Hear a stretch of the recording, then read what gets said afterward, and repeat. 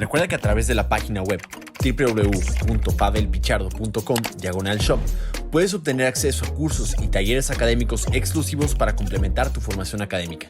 Gracias por tu preferencia.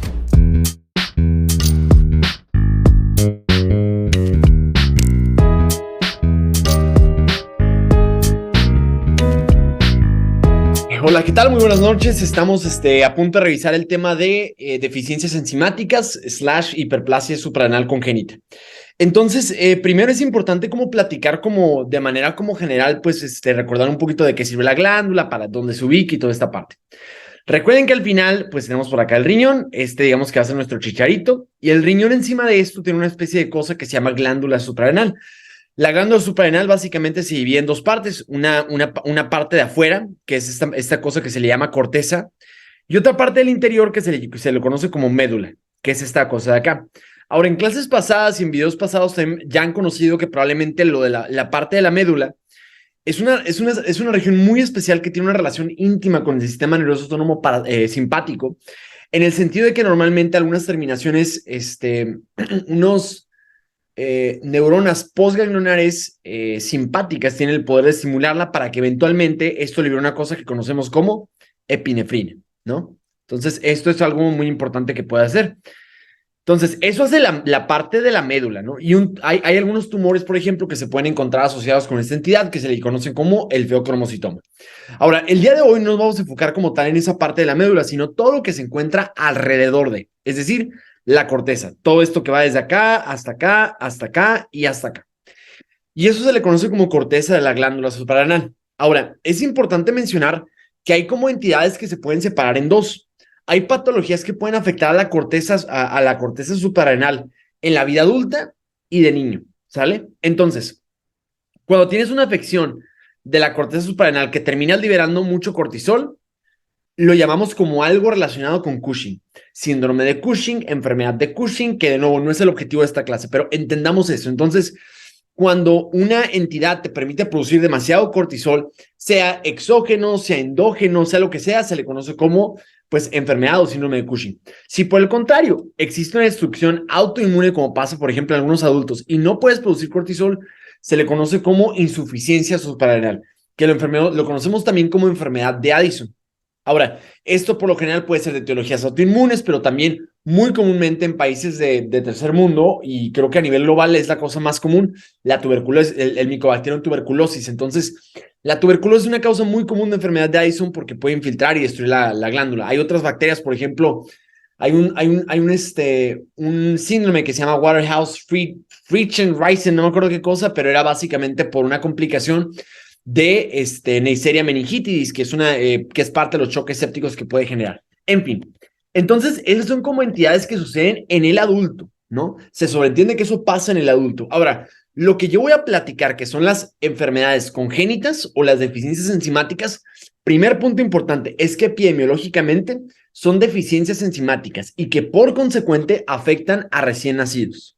Entonces, primer detalle súper importante que no pasa en el resto. Entonces, ya que platicamos un poquito de cómo el panorama, el contexto, tenemos que recordar muy brevemente como tal cómo funciona el eje suprarrenal, solamente para que esto tenga como un poco más de sentido. Nuevamente por acá tenemos, evidentemente es un cerebro muy horrible, pero vamos a dejar por acá el cerebro. Parece otro riñón, pero piensen que no lo es.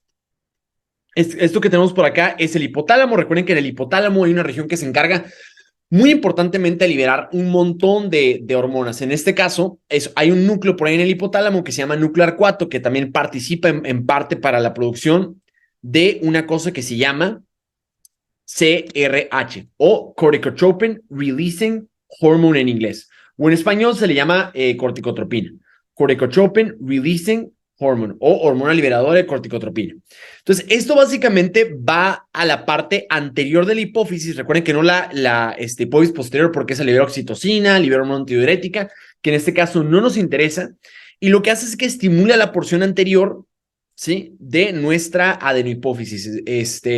Y se estimulan unas células por ahí muy importantes que se encargan de liberar entonces una cosa que se le llama, que hay otro conjunto de células que empiezan a liberar ahora sí la famosa ACTH o la corticotropina, ¿no? Entonces, El ACTH, pues es una hormona muy importante que se encarga de como tal regular y estimular a básicamente la glándula suprarrenal, que es esta parte. No toda la glándula, no la médula, porque es parte del sistema simpático, sino la parte del exterior, es decir, toda la porción de la corteza. Que van a ver que vamos a platicar un poquito de la corteza, lo que está afuera, lo que está dentro. Pero, por ejemplo, a mí me gusta mucho recordarlo entendiendo primero el por qué pasa, ¿no? Entonces, el ACTH básicamente estimula a la glándula suprarrenal, específicamente la corteza. Recuerden que no nos importa ahorita la parte de toda la porción de la médula, porque pues eso de nuevo es parte del sistema simpático. Y posteriormente, una vez que se estimula la capa fascicular específicamente, que platicaremos más adelante, se libera una cosa que se le conoce como cortisol, que es la famosa hormona del estrés. Déjenme vamos aquí quitar esto. Bueno, aquí está. La famosa hormona cortisol. Ahora, el cortisol tiene un montón de efectos fisiológicos en el cuerpo. No es el objetivo de esta clase platicar eso, porque lo que vamos a cubrir son deficiencias enzimáticas. Pero el cortisol es una excelente hormona que tiene múltiples efectos, entre los cuales destacan, por ejemplo, es un estimulador de gluconogénesis porque puede estimular una enzima que se llama fosfenol piruvato carboxiquinasa, que es una enzima muy importante para la gluconeogénesis. Entonces, tiene el poder de poder elevar los niveles de glucosa en sangre. Asimismo, también el cortisol es como el compañero de vida del glucagón en el aspecto que también lo ayuda a hacer muchas cosas. Entonces, hace acciones similares al glucagón en el aspecto de que también favorece la lipólisis. Entonces, también tiene el poder de, por ejemplo, elevar también los ácidos grasos, ¿no? Y por ejemplo, los triglicéridos y todo esto. Entonces, si lo piensan, es como, y bueno, de esto ya verán que tiene un papel muy importante cuando dormimos. Por ejemplo, cuando dormimos es cuando, por ejemplo, a lo largo de la noche se empieza a elevar mucho el cortisol y la razón por la cual durante periodos de ayuno prolongado, donde ya no utilizamos el glucógeno, la único que te mantiene la glicemia en sangre, pues es la gluconeogénesis, dada principalmente por la parte del cortisol. Entonces, primero, tiene efectos metabólicos muy importantes. Sin embargo, también tiene otras partes muy importantes. También favorece un fenómeno que se le conoce como proteólisis. Entonces, hagan de cuenta que rompe las proteínas y las convierte en aminoácidos. Entonces, ocasionalmente esto puede generar problemas. Por ejemplo, si tienes demasiado cortisol, una característica, como puede pasar el síndrome de Cushing, es que por la degradación del colágeno no se forman cicatrices fuertes y se pueden manifestar en forma de estrías. Entonces, la proteólisis es importante. Eso puede pasar también. Puede haber caquexia, podemos ver debilidad así como periférica. También es muy importante que sepan que es un antiinflamatorio muy potente. Es un antiinflamatorio muy potente. ¿Por qué? De nuevo, no es una clase de inmunología, pero por ahí van a ver que es un inhibidor del factor nuclear kappa B, que básicamente lo que hace es que evita la síntesis de citocinas como el TNF-alfa, la interleucina 1, que son como citocinas muy importantes en la primera respuesta inflamatoria, ¿no? Además de esto, puede inhibir la primera parte de la cascada del ácido araquidónico, conocido como la fosfolipasa A2. Entonces ya no se generan, por ejemplo, ni las prostaglandinas, ni el tromboxano, ni la prostaciclina, ni tampoco los leucotrienos. Entonces, por ejemplo, también es parte de la piedra angular de las enfermedades hiperalergénicas, ¿no? Como lo puede ser en el caso del asma, la rinitis alérgica, que ocupamos esteroides intranasales o bien inhalados, ¿no? Otro efecto también que tiene es que tiene la capacidad de inhibir la diapesis porque puede inhibir la expresión de ICAM, BCAM y otras integrinas. Entonces, básicamente es un inhibidor también de diapesis. Y bueno, tiene un montón de efectos, ¿no? También es un estimulador, por ejemplo, de los osteoclastos, entonces, que son los macrófagos del hueso, y básicamente carcome hueso y puede asociarse en algunos casos con osteoporosis. También tiene el poder patológico de poder generar apoptosis de las células del giro dentado del hipocampo, entonces pues, también puede generar muerte neuronal. Esto pues es relativamente nuevo, entonces por eso se ve que en estados proinflamatorios pues puede asociarse con más degeneración en este nicho. Entonces es un neurotóxico, vamos a poner aquí neurotóxico. Y bueno, tiene muchísimas funciones, ¿no? Estoy ahorita mencionando como algunas de las que me vienen a la cabeza, pero sin duda esas son como las más importantes. También recuerden que pues en casos elevados puede asociarse inclusive con psicosis, ese tipo de cosas. Pero bueno, al final lo que quiero recordarles con esto es que el cortisol tiene múltiples funciones y esto, al igual que la mayoría de las hormonas como hipofisiales, tiene el potencial de hacer una cosa que se llama el efecto de retroalimentación negativa. Entonces, básicamente, cuando tienes niveles de cortisol elevado, sube hacia arriba vaya la redundancia. Llega hacia el cerebro y dice, ¿sabes qué, bro? Ya no necesitamos más SRH, bloquea SRH y bloquea ACTH. Entonces, básicamente así es como funciona el eje. Ahora, debemos entender algo. ¿Qué pasaría entonces si, por ejemplo, yo estuviera inhibiendo constantemente? Porque, por ejemplo, supongamos un escenario ficticio. Yo estoy tomando esteroides de manera crónica, siempre tengo cortisol o análogos, por ejemplo, prednisona, lo que tú quieras, o de manera crónica. Cortisol, cortisol, cortisol. Entonces, ¿cuál va a ser el efecto que tendría en el cerebro? Técnicamente, inhibirlo. Entonces, al inhibirlo, no habría CRH, no habría ACTH. Entonces, una pregunta. Al no haber estimulación de ACTH en la corteza de la glándula suprarrenal, ¿qué creen que suceda con la glándula? Que se atrofie o que se hipertrofie. Si no hay ACTH, ¿qué crees, Samuel? Se atrofia. Se atrofia, claro. Entonces, básicamente un concepto importante es que si yo no tengo ACTH, se puede atrofiar esta glándula. Detalle muy importante. Y por el contrario, supón que yo no tuviera cortisol, Samuel. Si yo no tuviera cortisol, ¿estás de acuerdo que nunca habría esta inhibición? Entonces, al nunca haber inhibición, habría altos niveles de SRH y habría altos niveles de ACTH, lo que haría ¿qué efecto esperarías en la corteza de la glándula suprarrenal? ¿Hiperplasia o atrofia? Hiperplasia. Hiperplasia. Entonces, es importante que ahorita que platiquemos las deficiencias enzimáticas, que casi, bueno, que el estándar es que culminan en que no pueden producir cortisol, un efecto muy común es que van a tener hiperplasia porque va a haber niveles elevados de ACTH que no van a corresponder con un nivel elevado de cortisol. Entonces, por eso se le llama hiperplasia, ¿no? Y, por ejemplo, preguntabas como la comparación con la enfermedad de Addison. En la enfermedad de Addison, como es una destrucción de la glándula, pues al contrario, hay atrofia, ¿no? Esto puede pasar por causas autoinmunes o por micobacterium, tuberculosis e inflamación. En este caso, pues es cierto, digamos que ambas entidades no tienen cortisol, pero uno tiene una hiperplasia y por el otro lado, va a haber una atrofia, a pesar de que el perfil químico va a ser muy similar, porque tanto en Addison como en deficiencia suprarrenal congénita, vamos a tener alto CRH, alto CTH, bajo cortisol, pero la glándula va a estar diferente, porque en la deficiencia enzimática, pues la glándula está crecida y en el Addison, pues va a estar destruida. Además que el perfil del adulto y del niño son muy diferentes, ¿sale? ¿Hasta me sigues? Ok. Ahora, ¿cuáles son los tipos de las capas que tenemos por acá? Que es lo que vamos a platicar a continuación. Es importante recordarles que hay una, por ejemplo, yo me acuerdo mucho porque, pues bueno, acuérdense que al final está arriba del riñón, ¿no? Y yo me acuerdo que, ¿cuál es la fórmula? La forma en la que nosotros calculamos la función renal en inglés se le llama Glomerular Filtration Rate, o GFR, ¿no? En español se dice filtrado glomerular, pero me ayuda a recordar también la forma de las capas. Entonces, la capa hasta arriba, que es como poner aquí la G, la capa del medio es la F y la capa hasta adentro es la R. Entonces, me lleva a recordar las capas. Entonces, la hasta arriba se llama capa glomerular, la del medio se llama capa fasciculada y la de más profunda se le llama capa reticular. Entonces, bueno, no digo que es una mnemotecnia perfecta, pero a mí me ayudaba mucho a recordar, por ejemplo, que entonces GFR, glomerular, fasciculada y reticular. Y es GFR como el filtrado glomerular porque pues está arriba del riñón, ¿no? Entonces, algo que me ayudaba a recordarlo un poco. Y bueno, resulta que cada capa se encarga de producir algo. Entonces, siempre antes de empezar a platicar como tal, todo el cómo se producen, el eje, cómo funciona y demás cosas, es muy importante que sepan que hay como tal una distribución, ¿no? La capa glomerular normalmente se encarga de producir una cosa que se le llama, y ahorita lo platicaremos acá, pero se le llama aldosterona. Entonces, la aldosterona es muy importante porque es el mineralocorticoide por excelencia en el cuerpo.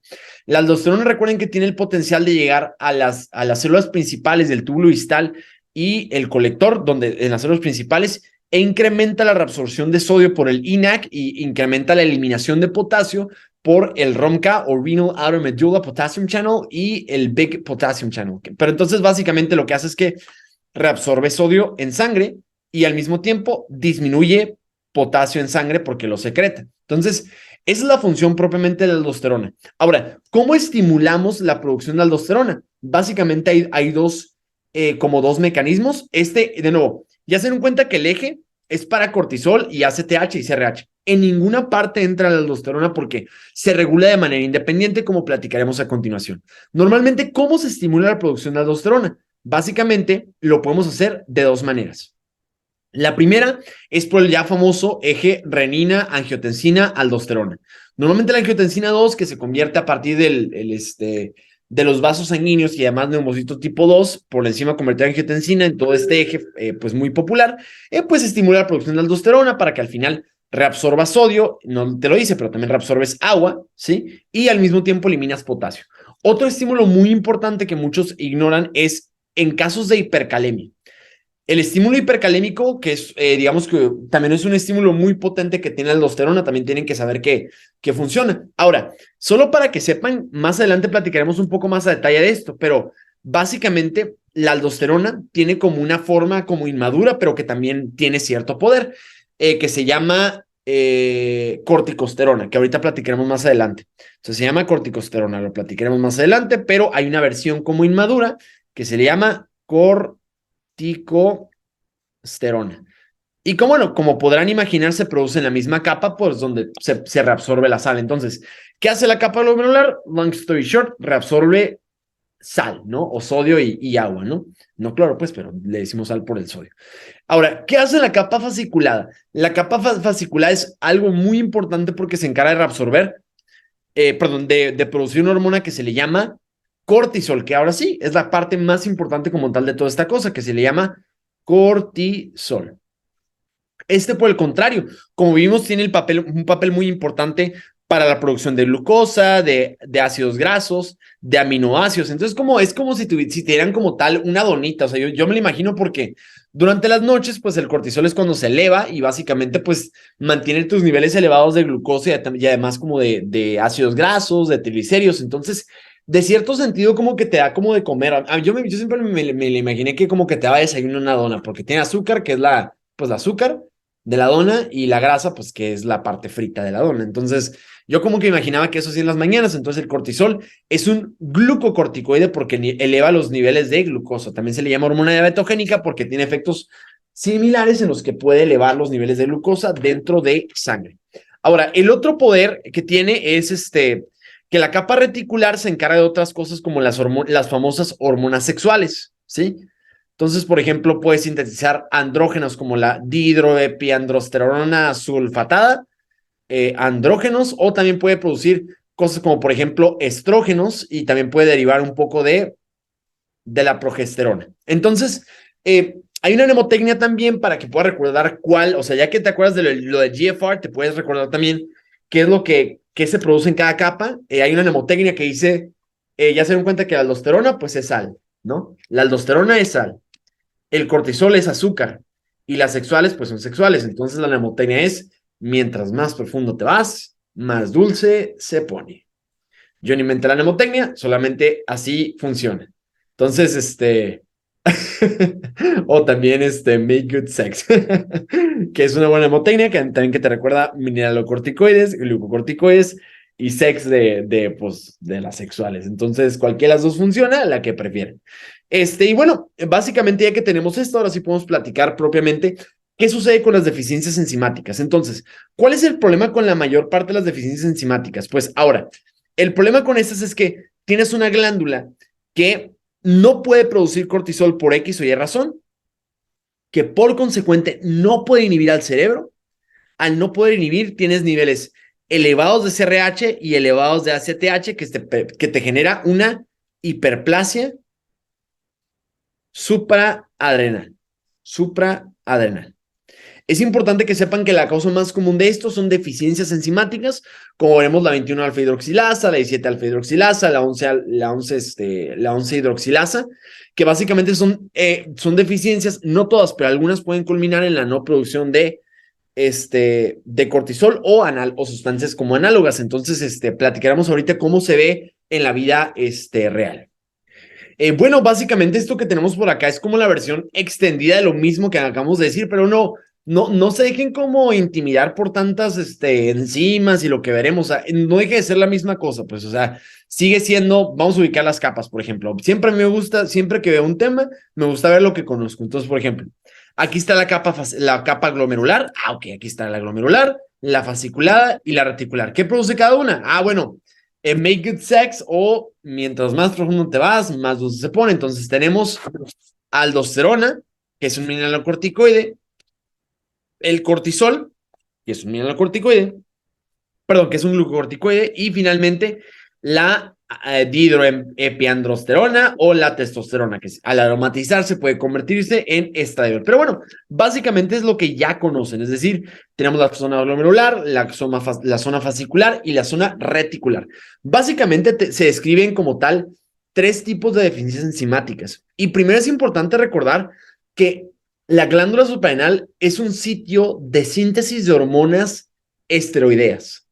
¿Qué significa que sean esteroideas? Tiene muchas implicaciones. Número uno, que pues tiene efectos a largo plazo, que son hormonas lipofílicas que atraviesan la membrana, que tienen receptores nucleares o citoplásmicos, pero muy cerca del núcleo.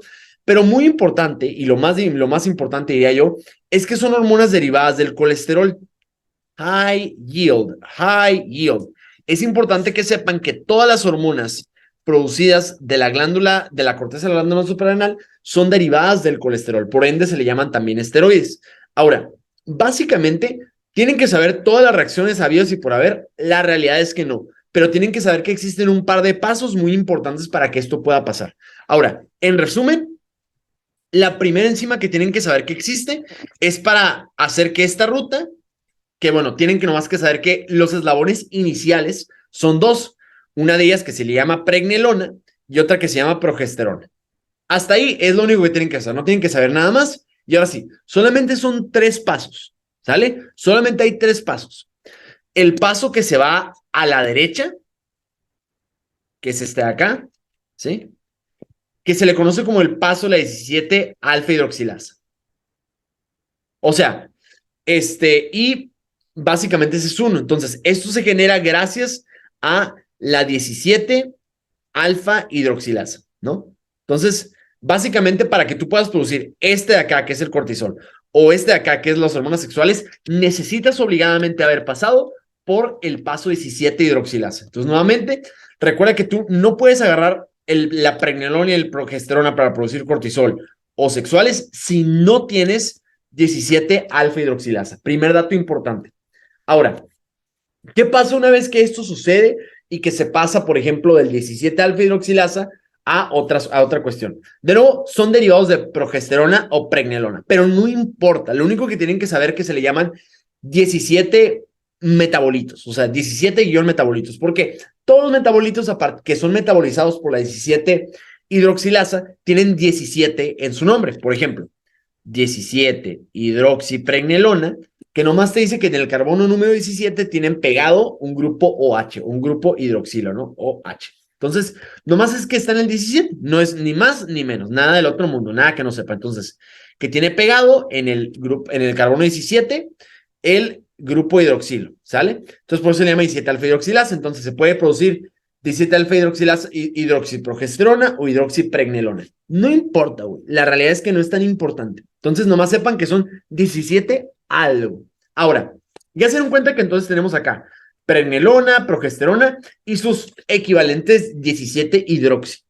Ahora, esto sí es importante que sepan que tienen que pasar en niveles bajos, sobre todo, o sea, tienen que pasar en este sentido para poder producir aldosterona o cortisol. Si no, no pueden convertirse. Entonces, básicamente, hay dos pasos importantes más. Entonces, ya vimos el primero, que es el 17 hidroxilasa, que es para irte para la derecha, ¿no? Ahora, van a haber dos pasos extras, ¿no? Que son por esta barra que ven de color verdecito, que se le llama la 21 hidroxilasa o la 21 hidroxilación, que es básicamente otra vez pegar un grupo hidroxilo o un grupo H al carbono 21. No importa, güey, nomás tienes que saber qué es la 21. Después de aquí se produce una madre que no importa, te lo prometo, no importa, pero sepan que tiene que pasar el 21. No sirve. Pero pasa otra cosa, otra enzima que conocemos como la 21, la 11 beta hidroxilasa, que está por acá, que básicamente convierte este metabolito que no tienen que saber en, ahora sí, en un compuesto importante. Dense cuenta que según este último paso, en la capa fasciculada ya se produce finalmente el famoso cortisol.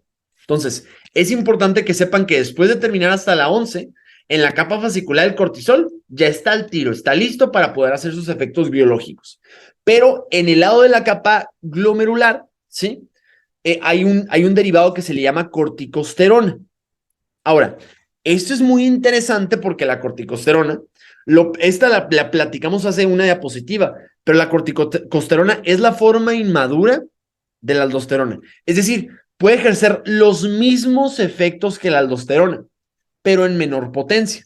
Pero en dado caso de que esto se encuentre incrementado, ¿sí? O, por ejemplo, la deoxicorticosterona se puede encontrar incrementado, ambos pueden ejercer efectos similares a la aldosterona que no necesariamente tienen la misma potencia. Pero si alguno de estos se eleva, es importante que sepan que se puede producir un efecto biológico similar a la aldosterona. Entonces vamos a seguir platicando como tal de esto, ¿no? Entonces, y ya, tan se acabó. Esto básicamente produce eventualmente la aldosterona y fin de la historia. Y por el otro lado tenemos entonces que básicamente se producen por acá finalmente las sexuales, ¿sale? Que son la dihidroepiandrosterona, la androsterodiona y finalmente la testosterona que se pueden como aromatizar. Ahora, esa es como la versión como complicada de todo esto. Ahora, vamos a recrearlo de una forma como más sencilla. Entonces, básicamente lo que hemos dicho es, bueno, yo sé que se produce a partir de colesterol.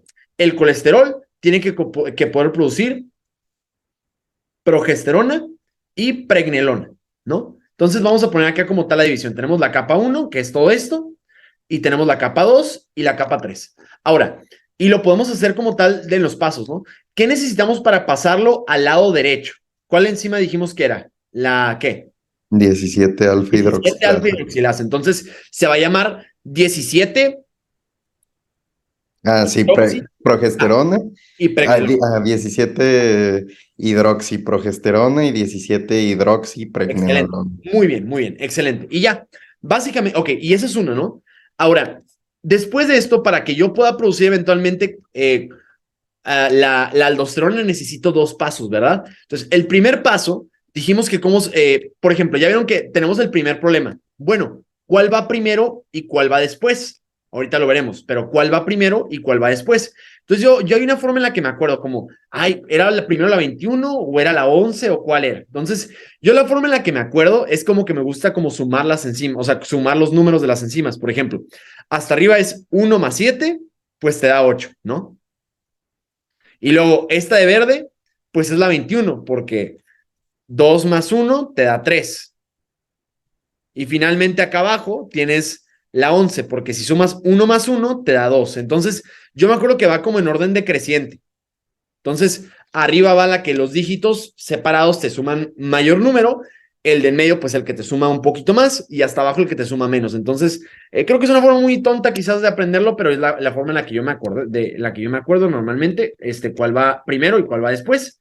Entonces, 17 alfa hidroxilasa, luego por acá tenemos la 21 alfa hidroxilasa, y finalmente por acá tenemos la 11 alfa hidroxilasa. Ahora, al final, después de todas estas enzimas, se produce al final una cosa que conocemos como la aldosterona, ¿verdad? Entonces, en este caso se produce la aldosterona. Aldosterona, ¿no? Ahora, aquí falta un paso chiquito, pero no importa, es un paso extra. Y por el otro lado, pues ya generamos también la parte de como tal el cortisol, ¿no? Entonces, por acá está el cortisol, ¿no? Y por acá es importante que sepan, dijimos que aquí había una forma inmadura de la aldosterona. ¿Se acuerdan cómo se llamaba? Corticosterona. Y finalmente, pues por acá tenemos, por un paso que no tienen que saber, la verdad, las hormonas sexuales. Entonces, bajo este principio, así de pelada está. No ocupan más, no ocupan saber tanta cosa, pero es entender como tal muchas como manifestaciones clínicas, nomás entendiendo esta pequeña tabla. Entonces, vamos a agarrar una tabla y la vamos a explicar completamente. Muy bien, entonces bajo este principio se pueden como comprender tres posibles deficiencias enzimáticas. La deficiencia de la 17, que básicamente no van a poder pasar para acá y lo único que podrían producir es esto de acá. La deficiencia de la 21, donde básicamente lo único que se puede producir serían las sexuales. Y la deficiencia de la 11, donde no se puede producir cortisol ni aldosterona, pero como hay mucha corticosterona, que es una sustancia que precede a la aldosterona, que es un mineralocorticoide, tendrías acción mineralocorticoide, pero no de cortisol. Entonces, veamos cómo se ve todo esto como tal en lo práctico. Entonces, primera deficiencia es la deficiencia de la 17 alfa hidroxilasa. Entonces, ¿qué pasaría si yo no tuviera esta enzima? Básicamente estamos de acuerdo que no podría pasar ni esto ni esto. ¿Todos de acuerdo? Tiene sentido, ¿no? Entonces, ¿cómo se ve manifestado? Por un hiperaldosteronismo. ¿Y cuál es la función de la aldosterona? Elevar el sodio y eliminar el potasio, ¿no? Por las acciones que ya dijimos biológicamente. Entonces, vemos que clásicamente lo que pasa en esos pacientes es que tienen mineralocorticoides elevados, como ven por acá, tienen alta presión porque pues aldosterona, tienen altos niveles de potasio. Ahora, pregunta, si yo no tuviera esto, ¿tendría cortisol? No, ¿verdad? Entonces, al no tener cortisol, el efecto es que en el cerebro nunca se inhibe. Al no tener esta inhibición, se asocian con niveles elevados de, por ejemplo, ACTH y CRH, que condiciona una cosa que se le llama hiperplasia suprarrenal, que se correlaciona con niveles bajos de cortisol. Entonces, todo esto pasa por la cuestión de la inhibición de la 17 alfa. Entonces, como ven por acá, una manifestación común es que tengas cortisol bajo. Las hormonas sexuales también van a estar bajas porque no van a pasar ni esto ni esto. Entonces, tienen hormonas sexuales bajas y también los niveles de andrógenos van a estar disminuidos. Entonces, en niñas, pues no se ve como tan evidente, pues se ve como pues normal, ¿no? Esa es una niña recién nacida, pues hipertensa, ¿no? Pero en un vato, güey, pueden tener, en un vato sí pueden tener, por ejemplo, genitales ambiguos. Entonces, por ejemplo, en dado caso de que por ejemplo, sea, entonces una mujer tarda, pero hasta, por ejemplo, en la edad, por ejemplo, de adolescencia que no manifiesta, por ejemplo, como no hay testosterona, básicamente, pues no se manifiesta el vello púbico, como características sexuales secundarias, ¿no? Pero por el contrario, si es un vato, pues el problema es que tienes genitales como atípicos porque no se diferencia en un dick y se queda como pues entre clítoris y que no lo es. Entonces, pues por eso que se genera como una genital ambiguo. Entonces, la 17 alfa hidroxilasa se caracteriza por hipertensión y que puede tener alteraciones en vatos como genitales ambiguos y en morras, pues nomás hasta bien grande, pues una causa de hipertensión como de manera crónica, ¿no? Ahora, eso es una. Ahora, ¿qué pasaría si yo no tuviera la enzima 21 alfa hidroxilasa? Entonces, primero, yo no podría hacer ni corticosterona ni aldosterona. ¿Estamos de acuerdo? Entonces, al no tener ningún mineralocorticoide, ¿cómo esperas la presión? ¿Alta o baja? Baja, ¿no? Entonces, al no tenerla, pues se baja. Ahora, si tampoco podemos hacer cortisol, estamos de acuerdo que pues también va a haber hiperplasia prostática. Siempre digo prostática, cámbienla por suprarrenal. Pero al no tener cortisol, pasará exactamente lo mismo. Habrían altos niveles de SRH, altos niveles de ACTH, que se condicionan con hiperplasia supraadrenal. Ahora, tengo una pregunta. ¿Qué crees, Samuel? Que habría, si tenemos mucho de esta vía, tendríamos altos o bajos niveles de 17 hidroxil derivados. No, altos. Altos, güey, claro. Entonces, algo importante que vemos en estos pacientes es que podemos tener niveles elevados de hidroxiprogesterona. Oh, bueno, tiene sentido porque es la única ruta que se está produciendo. Entonces, al tener niveles elevados de esto, básicamente tienes altos niveles de 17X. Entonces, ojo, no confundir, porque una pregunta común que me toca con mis alumnos es que piensan que como hay niveles elevados de 17 alfa progesterona, ¡ay, tiene deficiencia de esto! No, al contrario, como es la única ruta que funciona, pues básicamente se producen niveles elevados de lo mismo. Entonces, en este caso, ¿hay aldosterona? No hay aldosterona ni cortisol. Entonces, por eso tenemos mineralocorticoides bajos. No hay cortisol, y al no tener mineralocorticoides, básicamente no puedes reabsorber sodio ni tampoco puedes eliminar potasio. Entonces pasa lo opuesto. Se acumula el potasio porque no se puede eliminar en el túbulo distal y la presión la tienes baja. El cortisol también, como no puede suceder, básicamente tienes una deficiencia de cortisol, ¿sí? Que no, esa es la única característica similar que tendría con Addison, pero pues no. Etiológicamente, los hallazgos de imagen, uno tiene atrofia, otro hipertrofia, uno es en adulto, otro es en niño, ¿sí? Hormonas sexuales elevadas, eso sí. Entonces, algo importante es que los pacientes que tienen deficiencia de la 21 pueden tener si son vatos hiperviriliados, o sea que por ejemplo tengan acá, pues un desarrollo fálico un poco mayor. Y las morras, como acuérdense que el principal que se produce acá es la testo y los dihidroepiandrosterona y otros andrógenos, pues pueden virilizarse. Entonces es importante que sepan eso. Entonces, básicamente por tener baja presión van a tener de manera compensatoria altos niveles de renina, altos niveles de 17 hidroxi, lo que tú quieras, y es la más común de todas y se presenta en la infancia. Tienen salt wasting porque no hay aldosterona, no hay tampoco corticosterona y solamente tienen hormonas sexuales. Entonces, pueden tener hipervirilización en vatos y en morros pues pueden tener genitales ambiguos, ¿no? Y finalmente tienes la deficiencia de la 11 hidroxilasa. Si tienes deficiencia de la 11 hidroxilasa, primero, es cierto que tienes bajos niveles de aldosterona, pero ¿qué pasaría con la corticosterona? ¿Sería alto o bajo? ¿Qué crees, Samuel? Alto, va a estar alto. Y dijimos que la corticosterona tiene, o sea, es débil, pero tiene acciones de un mineralocorticoide. Entonces, esperaríamos que también la presión, la reabsorción de sodio, la eliminación de potasio también subieran. Entonces, otra complicación de esto es que el cortisol puede también verse disminuido, pasa el mismo concepto, no hay CRH, no hay ACTH.